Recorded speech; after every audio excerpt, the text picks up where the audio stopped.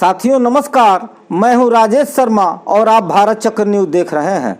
भाजपा शासित उत्तर प्रदेश में योगी आदित्यनाथ सरकार पर यादव और मुस्लिमों के प्रति पूर्वाग्रह का आरोप और भी गंभीर हो गया है। दैनिक भास्कर ने खबर दी है कि मुरादाबाद को छोड़कर बाकी उपचुनाव वाले इलाकों से यादव और मुस्लिम अफसरों को योगी सरकार हटा रही है। योगी सरकार का मानना है कि लोकसभा में चुनाव में यादव और मुस्लिम अफसरों ने मिलकर भाजपा को हरा दिया है। समाजवादी पार्टी के अध्यक्ष अखिलेश यादव ने बुधवार को इस खबर पर और इससे संबंधित वीडियो को एक्स पर शेयर करते हुए भाजपा और योगी सरकार पर जबरदस्त हमला बोला है। जनता भाजपा को हराने मैदान में उतरी। अखिलेश यादव ने एक्स पर बुधवार को लिखा, जब उपचुनाव में भी भाजपा को हराने के लिए जनता फील्ड में उतर चुकी है तो भाजपा कुछ अधिकारियों को हटाने का कितना भी शासकीय प्रशासकीय नाटक कर ले, कोई उनको पराजय से रोक नहीं सकता। देखना यह भी है कि इनकी जगह जो अफसर आएंगे उनकी निष्पक्षता और पर मोहर कौन लगाएगा। अखिलेश ने आगे लिखा है, भाजपा उपचुनाव में अपनी 10-10 की हार के अपमान से बचने के बहाने ना ढूंढे। अगर भाजपा जन विरोधी नहीं होती तो आज ये दिन नहीं देखने पड़ते। महंगाई, बेरोजगारी, बेकारी, पुलिस भर्ती, नीट परीक्षा, महिला सुरक्षा, संविधान और आरक्षण की रक्षा, नजूल भूमि जैसे मुद्दों से लड़ने के लिए भाजपा कब और किसे नियुक्त करेगी। कुछ विशेष अधिकारियों को चुनावी जिम्मेदारियों से हटाने की बात कहकर भाजपाइयों ने यह बात स्वीकार कर ली है कि उनकी सरकार में शायद कुछ चुनावी घपले अधिकारियों के स्तर पर होते हैं। ये भाजपा की अपनी सरकार के साथ साथ ही चुनाव आयोग के ऊपर भी चुनाव आयोग स्वतः संज्ञान ले। योगी ने पिछले दिनों यूपी विधानसभा में मुस्लिमों पर अप्रत्यक्ष तंज कसते हुए उन्हें सद्भावना वाले बताया था। योगी ने पिछले दिनों यूपी विधानसभा में मुस्लिमों पर अप्रत्यक्ष तंज करते हुए उन्हें सद्भावना वाले बताया था।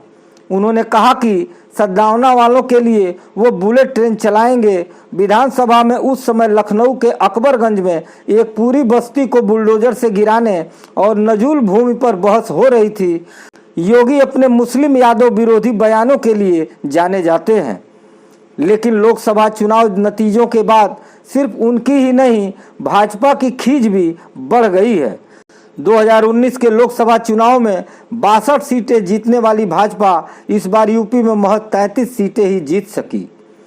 इसका असर देश की राजनीति पर पड़ा। भाजपा केंद्र में अपने दम पर सरकार बनाने में नाकाम रही है। तब उसने जेडीयू और टीडीपी की मदद से सरकार बनानी पड़ी। उसके बाद से मोदी सरकार को कई फैसले वापस लेने पड़े। यूपी उपचुनाव की तैयारी के लिए सीएम योगी आदित्यनाथ ने पहले अपने 30 मंत्रियों की अपनी कमेटी बनाई थी, लेकिन बाद में तय किया गया कि सरकार और संगठन के शीर्ष 5 नेता जिम्मेदारी संभालेंगे। सीएम योगी आदित्यनाथ को अयोध्या और अंबेडकर नगर जिले में आने वाली कटहरी और मिल्कीपुर विधानसभा सीट की जिम्मेदारी मिली है। डिप्टी सीएम केशव प्रसाद मौर्य को फूलपुर और मझवा, जबकि ब्रजेश पाठक को सीसामऊ और करहल सीट का प्रभार दिया गया है। बीजेपी के प्रदेश अध्यक्ष भूपेंद्र चौधरी को कुंदरकी और मीरापुर की जिम्मेदारी दी गई है, जबकि संगठन महासचिव धर्मपाल सिंह को गाजियाबाद और खैर सीट की जिम्मेदारी दी गई है। सीएम योगी आदित्यनाथ को अयोध्या की मिल्कीपुर विधानसभा और अंबेडकर नगर की कटेरी विधानसभा की जिम्मेदारी मिली है। 2022 में ये दोनों सीटें सपा ने जीती थीं। कटेरी से लालजी वर्मा विधायक चुने गए थे, जबकि मिल्कीपुर से अवधेश प्रसाद जीते थे। लेकिन अब दोनों सपा विधायक सांसद बन गए हैं। एसपी कोटे की इन दोनों सीटों पर कमल खिलाने की जिम्मेदारी सीएम योगी को सौंपी गई है। मिल्कीपुर सीट के राजनीतिक अस्तित्व में आने के बाद से भाजपा ने इस पर केवल 2 बार ही जीत हासिल की है, एक बार 1991 में और फिर 2017 में। 1991 में भाजपा केवल एक बार कटेरी सीट जीतने में सफल रही। ये दोनों सीटें योगी आदित्यनाथ ने चुनौती के तौर पे ली हैं। दरअसल फैजाबाद लोकसभा सीट भाजपा अयोध्या में भव्य राम मंदिर बनाने के बाद भी हार गई, लेकिन अयोध्या की हार के लिए सीधे मुख्यमंत्री को जिम्मेदार ठहराया गया। यही वजह है कि मिल्कीपुर यानी अयोध्या विधानसभा उपचुनाव में जीत दर्ज करवाकर योगी तमाम आरोपों का जवाब देना चाहते हैं। जो असंतुष्ट भाजपाई उन पर आरोप लगा रहे हैं। डिप्टी सीएम केशव प्रसाद मौर्य, ब्रजेश पाठक और कुछ विधायकों ने योगी के खिलाफ मोर्चा खोला हुआ है।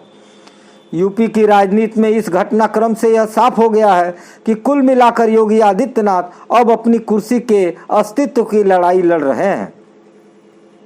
उपचुनाव होने तक योगी आदित्यनाथ की कुर्सी सलामत है। केशव प्रसाद मौर्य और ब्रजेश पाठक उपचुनाव के नतीजों का इंतजार कर रहे हैं। योगी आदित्यनाथ अगर अयोध्या, मिल्कीपुर और कटहरी की बाजी हारते हैं तो इस्तीफा देने के अलावा उनके पास और क्या रास्ता होगा। यही वजह है कि उन्होंने खुद को आरएसएस की चाहत के अनुरूप कट्टर हिंदू नेता के रूप में स्थापित करना शुरू कर दिया है। तमाम मीडिया रिपोर्टों में बार बार कहा जा रहा है कि मोदी के हटने के बाद योगी आदित्यनाथ ही प्रधानमंत्री बनेंगे, क्योंकि वो संघ की पसंद है। योगी को यूपी का सीएम भी मोदी ने आरएसएस के दबाव में ही बनाया था। आज की खबरों में बस इतना ही। कल फिर मिलते हैं देश दुनिया की बड़ी खबरों के साथ। आप देखते रहिए भारत चक्र न्यूज। नमस्कार, जय हिंद।